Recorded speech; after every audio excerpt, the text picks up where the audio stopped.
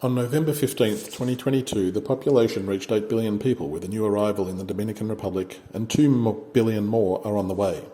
He is relatively fortunate as his country has brought electricity to almost every home, and the cooking fuels used are mostly safe. But this is not the case for the poorest 2 billion people on the planet.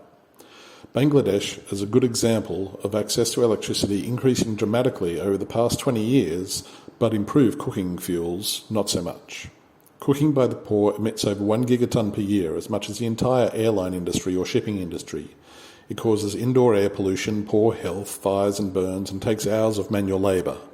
Buying charcoal costs over $200 per year, or $4,000 over 20 years.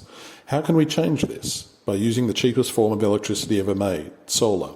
VIA has made a solar electric cook stove that can cost-effectively replace unsustainable cooking fuels, as well as a multifunctional solar mill to replace diesel mills, and other time-saving hardware like solar washing machines.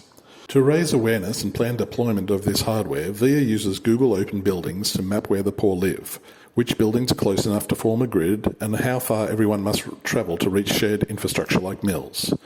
Convergence Finance helped fund the feasibility study of a $30 million micro-infrastructure fund, and we hope others will also see this tremendous opportunity.